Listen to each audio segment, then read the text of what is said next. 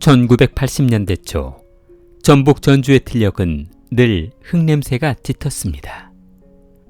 봄이 오면 논두렁마다 갓심은 모가 바람결에 흔들렸고 저녁이면 사람들의 웃음소리가 골목 끝까지 번져나갔습니다.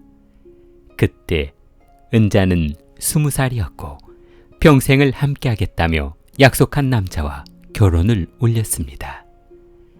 방직 공장에서 일하던 남자는 말수가 적지만 손이 성실했고 마을 사람들에게도 평판이 좋았습니다. 결혼식은 화려하지 않았지만 하얀 광목천으로 둘러친 마당에서 동네 사람들이 가져온 돗자리에 음식이 놓이고 흰 쌀밥 냄새와 된장국 냄새가 뒤섞여 퍼졌습니다. 그날 은자는 새로 맞춘 치마 저고리를 입고 머리에는 비녀 하나를 꽂았습니다. 햇살에 반짝이는 그 얼굴엔 긴장과 설레임이 동시에 깃들여 있었고 어머니는 눈물을 훔치며 이렇게 말했습니다. 이젠 내가 누군가의 안사람이니 어디 가서도 부끄럽지 않게 살아야 한다. 그 말에 은자는 고개를 깊이 숙였습니다. 그리고 남편이 내민 손을 잡으며 마음속으로 다짐했습니다. 이 손을 평생 놓지 않겠다. 그 약속은 너무도 순수했고 그날의 햇살만큼 따뜻했습니다. 저녁 무렵 잔치가 끝나고 신랑 신부는 마을 끝 조그만 초가로 들어갔습니다. 방 안에는 장판 냄새와 함께 새 이불의 냄새가 났고 벽에는 붉은색 희자가 붙어 있었습니다. 그녀는 그 글자를 바라보다가 미소를 지었습니다. 이제 진짜 내 집이구나. 그날 밤 밖에서는 개 짖는 소리가 멀리서 들려왔고 촛불은 바람에 흔들리며 벽에 그림자를 남겼습니다. 은자는 촛불의 그림자를 보며 속삭이듯 말했습니다. 우리 오래오래 같이 살아요. 남편은 잠시 그녀를 바라보다 고개를 끄덕였습니다. 그 짧은 대답 속에는 어떤 확신과 온기가 섞여 있었고 그녀는 그 대답 하나에 세상을 다 얻은 듯 가슴이 벅차올랐습니다. 세월이 조금 흘러 두 사람은 아이를 낳고 살림을 늘렸습니다. 첫째가 태어났을 때 남편은 밤새 아이를 품에 안고 얼굴을 들여다보며 웃었습니다. 은자야, 얘는 내 눈을 닮았네. 그때 은자는 피곤한 얼굴로도 웃었습니다. 아이의 울음소리가 새벽 공기 속에 울려 퍼질 때마다 그녀는 살아있다는 게 이런 거구나 하고 느꼈습니다. 지독한 가난 속에서도 두 사람은 함께 밥을 나눴고 밤이면 서로의 손을 잡고 내일의 희망을 이야기했습니다. 그 시절의 전주는 비록 어두웠지만 그녀에게는 따뜻한 빛이 스며드는 세상이었습니다. 그러나 모든 행복은 늘 가장 고요한 순간에 금이 가기 시작하듯 남편은 공장에 다니며 성실하게 일했지만 어느 날부터인가 퇴근이 늦어졌습니다. 요즘 일이 많아서 조금 늦네. 그 한마디가 처음엔 아무렇지 않았습니다. 하지만 며칠, 몇 주가 지나자 그는 점점 더 늦게 들어왔고 밤이 깊도록 돌아오지 않는 날이 많아졌습니다. 은자는 아이 셋을 재운 뒤 불 꺼진 방 안에서 홀로 앉아 남편의 밥그릇 위에 덮어둔 뚜껑을 몇 번이나 열었다 덮었다 했습니다. 식은 밥 위로 이슬 같은 물방울이 맺혔고 그 물방울이 마치 그녀의 눈물처럼 보였습니다. 그녀는 여전히 남편을 믿고 싶었습니다. 괜찮아. 피곤해서 그런 거야. 일이 많겠지. 그렇게 스스로를 달래며 불 꺼진 창문 밖으로 달빛을 바라봤습니다. 달빛은 차갑게 비추었고 그 아래에서 아이들이 뒤척였습니다. 그 순간에도 그녀는 남편이 돌아올 소리를 기다리며 귀를 기울였습니다. 하지만 들려온 건 바람에 흔들리는 대나무 소리뿐이었습니다.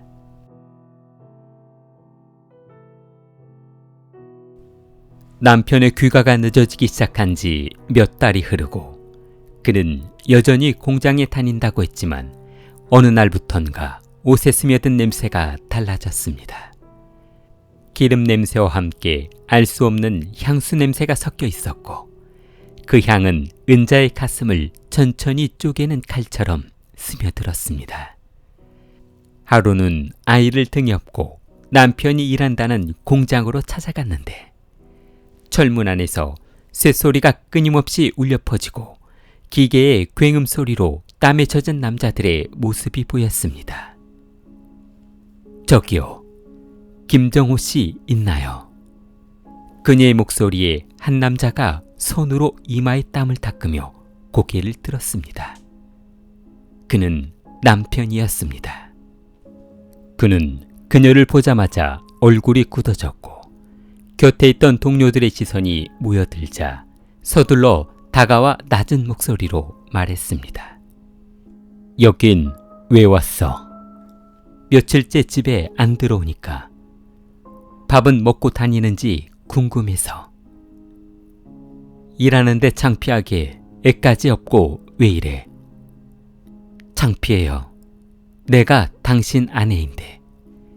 그녀는 목소리가 떨렸지만 그는 눈을 피한 채 담배를 꺼내 물었습니다. 가. 당장 집에 가. 그 순간 그녀는 아무 말도 하지 못했습니다. 기계의 소음이 그녀의 귀를 울렸고 그 소리 사이로 가라는 말이 계속 맴돌았습니다. 그녀는 아이를 더 껴안고 철문 밖으로 나왔습니다. 바람에 휘날리는 먼지가 눈에 들어와 따가웠지만 그보다 더 따가운 건 남편이 자신을 쳐다보던 그 냉정한 눈빛이었습니다. 그날 밤 아이들이 잠든 뒤 그녀는 등불을 켜고 한참을 멍하니 앉아 있었습니다. 방 안에는 남편이 벗어둔 낡은 작업복이 걸려 있었고 그 속에서 아직 희미하게 남은 땀 냄새가 퍼졌습니다. 그녀는 그 옷을 품에 안고 오랫도록 울었습니다. 이제 진짜 끝이구나. 눈물이 식은 뒤에도 방 안은 싸늘하게 식어 있었습니다. 그 후로 남편은 더 이상 집에 돌아오지 않았습니다. 처음에는 이틀, 사흘이었지만 어느 날부턴가 몇 달이 되어도 소식이 없자 사람들은 수군대기 시작했습니다. 저 집 남편 공장 그만두고 어디 옆에 내랑 산다더라. 그 말이 들릴 때마다 그녀는 부엌에서 그릇을 닦는 척하며 고개를 숙였습니다. 손끝이 하얗게 굳을 만큼 힘을 주었지만 아무 소리도 내지 않았고 더 이상 눈물조차 흘리지 않았습니다. 눈물은 사치였고 내일 아이들 밥 한 끼를 해결하는 게 더 급했습니다.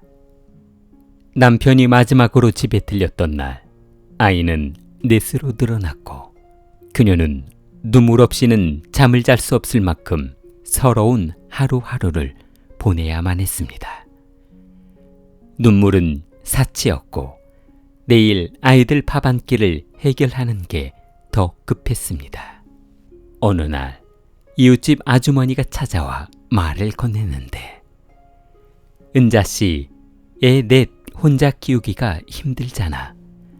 보험회사 한번 다녀봐요. 요즘 여자들도 많이 해. 그녀는 처음엔 겁이 났습니다.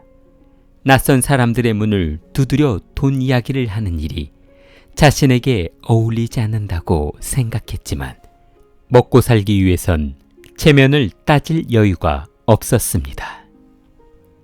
그렇게 그녀는 낡은 구두를 신고 보험회사 명함을 들고 동네를 돌기 시작했습니다.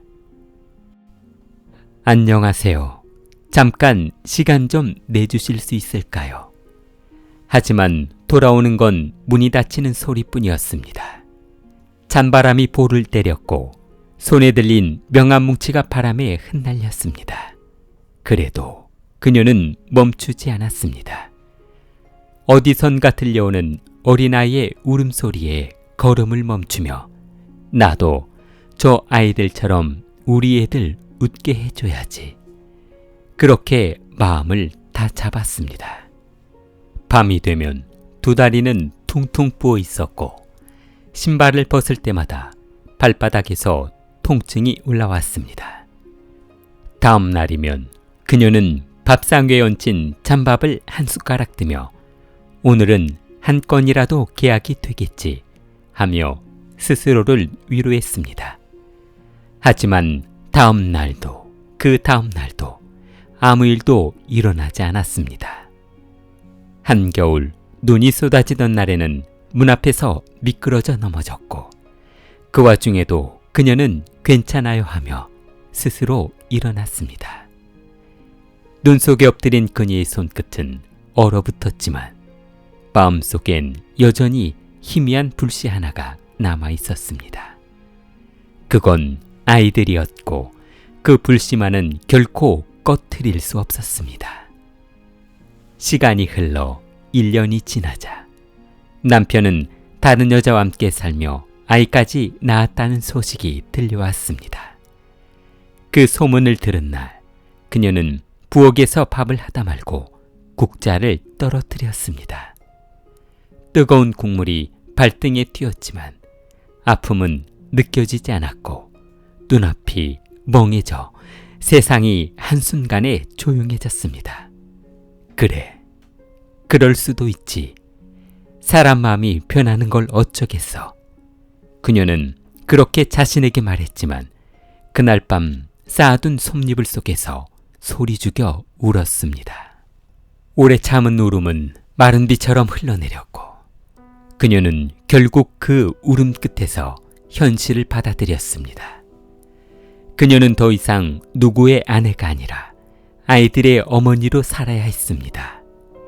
세상은 냉정했지만 그녀는 매일같이 거울 앞에서 머리를 빗으며 속삭였습니다. 괜찮아. 아직 끝난 게 아니야. 그녀의 얼굴에는 깊은 주름이 새겨졌지만 그 안엔 굳은 결심이 자리 잡았습니다. 그렇게 은자의 삶은 다시 시작되었고 사랑이 떠났지만 책임만은 남아 있었습니다. 그 책임이 그녀를 다시 일으켜 세우는 유일한 힘이 되었습니다.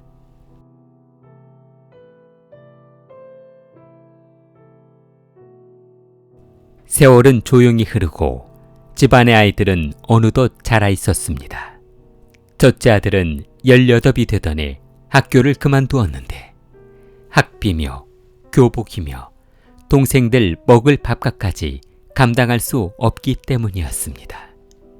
그는 공장에 들어가 새벽부터 밤까지 일했고 쇳가루가 뒤섞인 땀 냄새를 씻을 틈도 없이 돌아와 그대로 잠들곤 했습니다.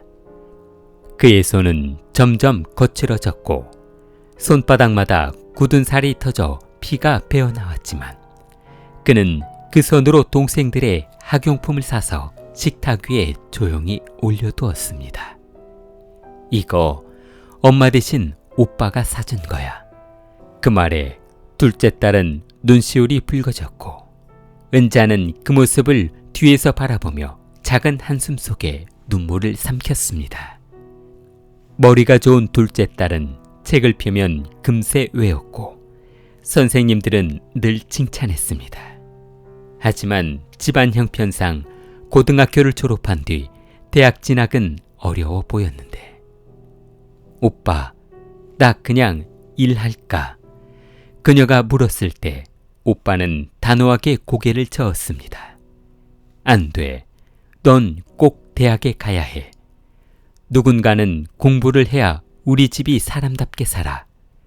그 말엔 어리지만 깊은 책임감이 담겨 있었고 그는 그날부터 낮에는 공장에서 밤에는 새벽 청소일까지 나가기 시작했습니다.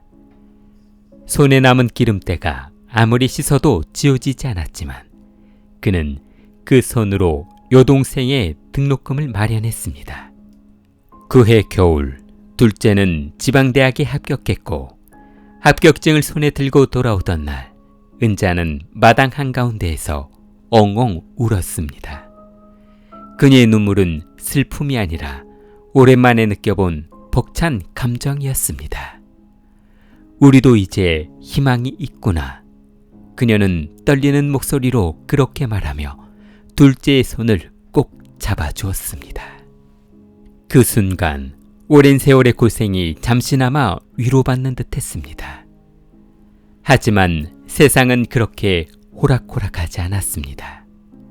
셋째 딸은 대학을 포기하겠다며 우리 집 형편에 둘이나 학교 다니면 안 돼요.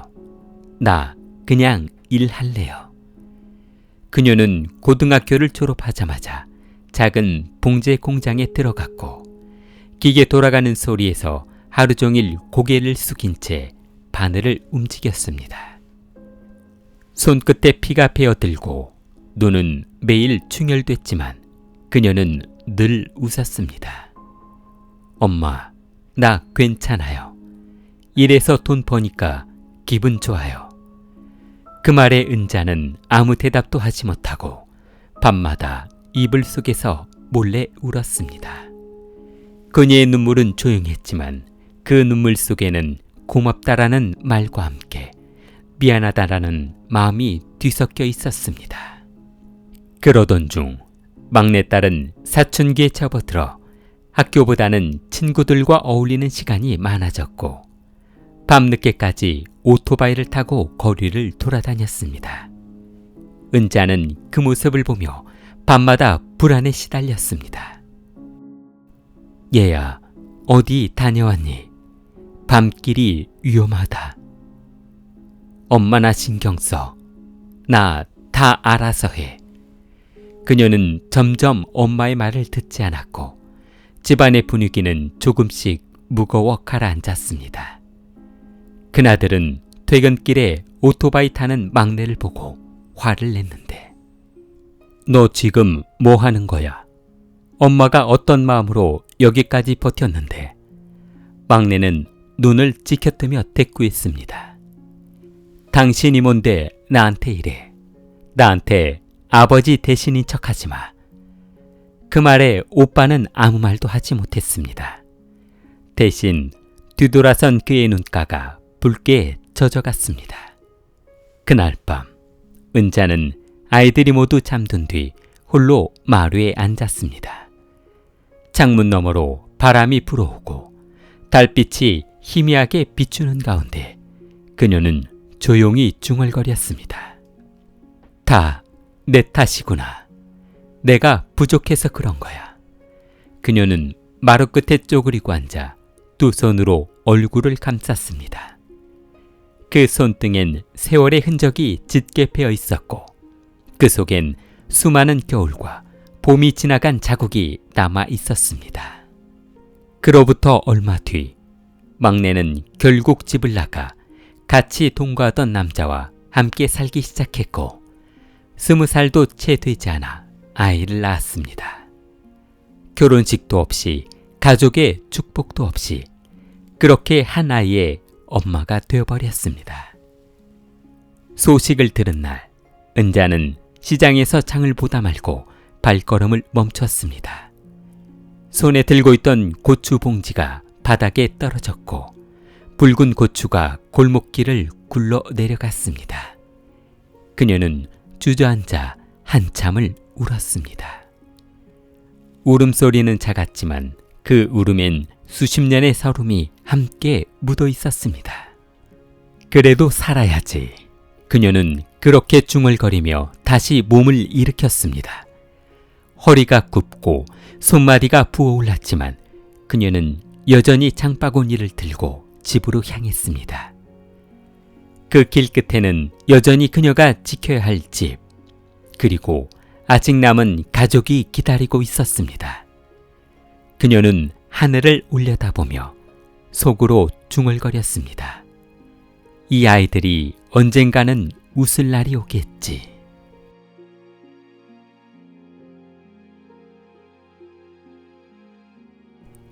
세월은 흘러 온자는 어느덧 예순을 바라보는 나이가 되었습니다. 살림은 여전히 빠듯했지만 아이들이 제법 자리를 잡으며 그녀의 집에도 오랜만에 웃음이 들어왔습니다. 명절이면 자식들이 손주들을 데리고 찾아왔고 그 작은 집안에는 웃음소리와 음식 냄새가 뒤섞여 한때 고요했던 세월이 무색할 만큼 따뜻했습니다. 그녀는 그날마다 생각했습니다. 그래, 힘들었지만 그래도 살아남았구나. 그러던 어느 날 전화 한 통이 걸려왔습니다. 낯선 목소리. 그러나 어디선가 들어본 듯한 어색한 숨결이 들어있었습니다. 은자씨, 나예요. 잠시 정적이 흘렀습니다. 그녀는 수화기를 든 손이 떨리는 걸 느꼈습니다. 누구시죠? 나, 그 사람과 살던 여자예요. 그녀의 머릿속이 하얘졌습니다.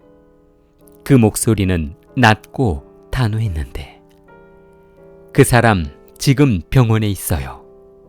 간암이에요. 사기래요. 손도 못 쓴다고 해요. 말끝이 흔들렸지만 감정은 없었습니다. 데려가세요.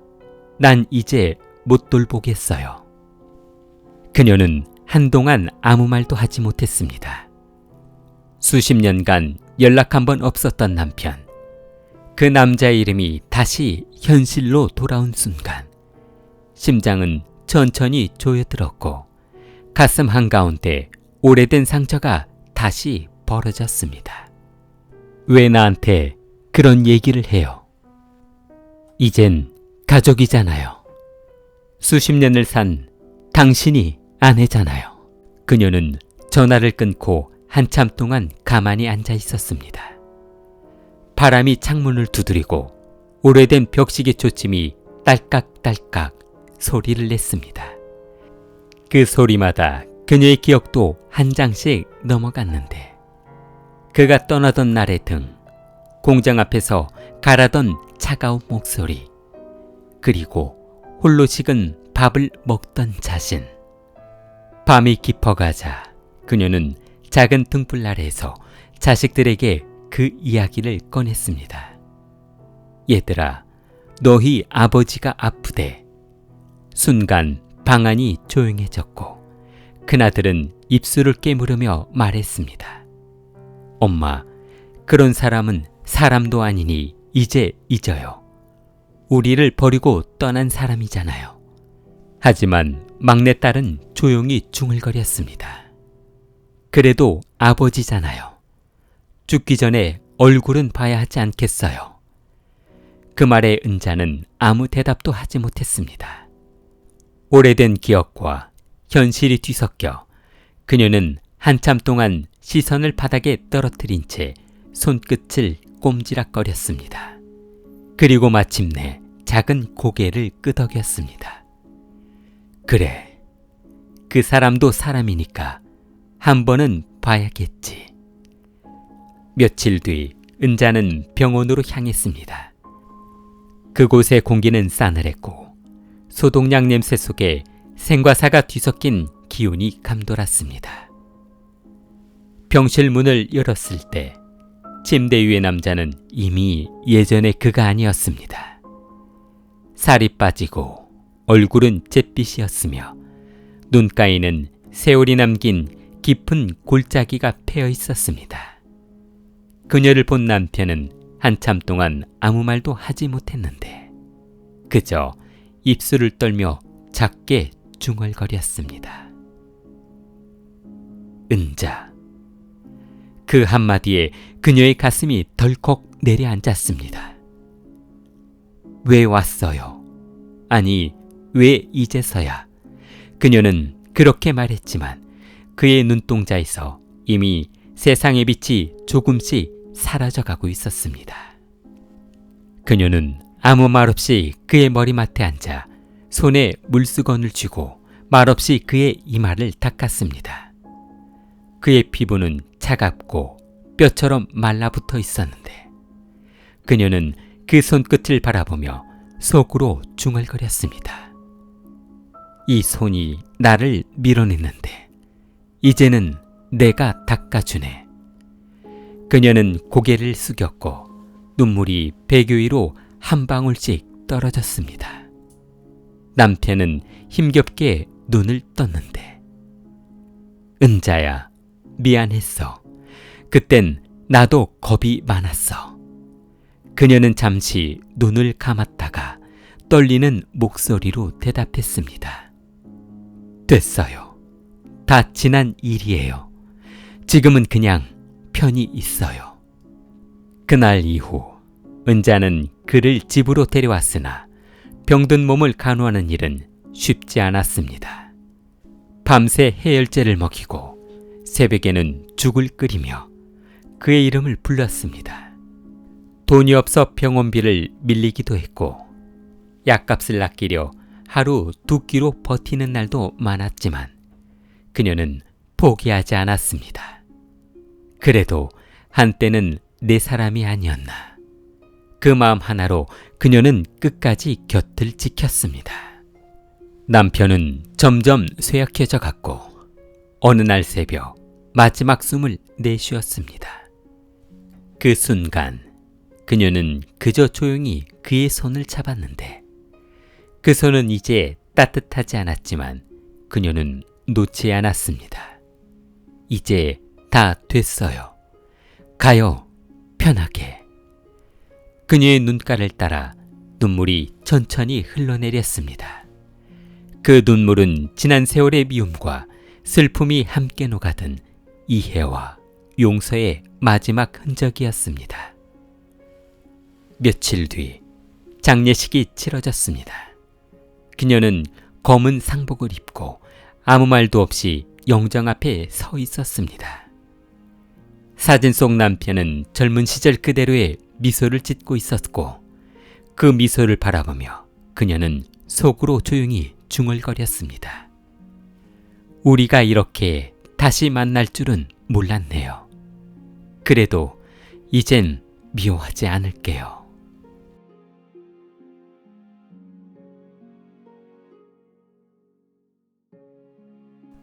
남편의 장례식이 끝난 다음 날 은자는 평소처럼 일찍 일어났습니다. 집안은 이상하리만큼 조용했고 그녀는 마루 끝에 앉아 묵은 장판의 얼룩을 바라보다 천천히 손끝으로 그 자국을 문질렀습니다. 그 자리는 마치 세월이 눌러앉은 것처럼 닳고 닳아 이제는 거의 사라질 듯 희미해졌습니다. 정말 끝났구나. 그녀는 그렇게 속삭였습니다. 오래 품고 있던 분노도 원망도 남편이 떠난 자리엔 이제 아무것도 남아있지 않았습니다. 그저 깊은 고요와 공허함만이 집안을 메우고 있었습니다. 벽에 걸린 그의 영정사진 속 미소가 어쩐지 낯설게 느껴졌습니다. 며칠 동안 그녀는 밥도 제대로 먹지 못했는데 무엇을 해도 마음이 공중에 떠 있는 듯했고 밤이 되면 습관처럼 이불을 덮고도 쉽게 잠들지 못했습니다. 어느새 창문 너머로 겨울의 찬바람이 스며들었고 그 바람은 그녀의 뺨을 스치며 이제 그만 잊으라는 듯 속삭였습니다. 그때 전화벨이 울렸습니다. 낯선 번호였지만 그녀는 잠시 망설이다 수화기를 들었습니다. 은자 씨죠? 저예요. 익숙하면서도 듣기 싫은 목소리, 남편과 함께 살던 그 여자였습니다. 무슨 일이에요? 그녀의 말투는 차분했지만 손끝은 떨리고 있었습니다. 사망진단서 좀 떼주세요. 그리고 주민등록 등초본도요. 그 사람 앞으로 들어놓은 보험금이 있어서요. 그거 받으려면 호적상 가족이 필요하거든요. 순간 은자는 말을 잃었습니다. 장례식장 문턱에도 들어오지 않았던 사람이 이제 와서 돈 이야기를 하고 있다니. 그녀는 천천히 입을 열었습니다. 지금 뭐라고 하셨죠? 사망진단서하고 서류요. 서류만 떼서 보내주시면 돼요. 가족이잖아요. 그의 부인이니까요. 가족이라. 그 단어가 가슴에 쿡 박혔습니다. 그녀가 한참 동안 아무 대답도 하지 않자 수화기 너머로 들려오는 목소리는 어딘가 조급했고 냉정했습니다. 그쪽이 안 떼면 보험금 못 받아요. 그 사람 이름으로 들어놓은 게 있어서. 그녀는 수화기를 손에서 내려놓으며 한동안 그대로 앉아 있었고 방 안의 공기는 무겁게 가라앉았습니다. 다음 날 그녀는 구청으로 향해 서류를 떼기 위해 줄을 서 있었고 창구 직원은 아무 일도 아니라는 듯 서류를 넘겨주었습니다. 그녀는 종이를 바라보았는데 사망진단서. 그 이름을 보는 순간 눈앞이 흐려졌습니다. 결국 남은 건 종이 한 장뿐이구나. 그녀는 그 종이를 가슴에 품고 집으로 돌아왔습니다. 며칠 뒤 그 여자에게 서류를 보냈습니다. 이제 정말 모든 게 끝났다고 생각했습니다. 하지만 세상은 그녀의 마음을 가볍게 내버려 두지 않았습니다. 며칠 후 은자가 전화를 걸었을 때 번호는 더 이상 연결되지 않았습니다. 지금 거신 번호는 없는 번호입니다. 자동 음성에 차가운 말이 흘러나왔고 그녀는 한참 동안 수화기를 들고 서 있었습니다. 허공에 매달린 듯한 기분이 들었습니다. 그렇게까지 할 필요가 있었을까? 그녀는 혼잣말을 중얼거렸습니다. 그날 밤 그녀는 남편의 영정 옆에 앉았는데 촛불이 흔들리고 불빛이 벽에 길게 그림자를 드리웠습니다. 당신 참 못됐네요.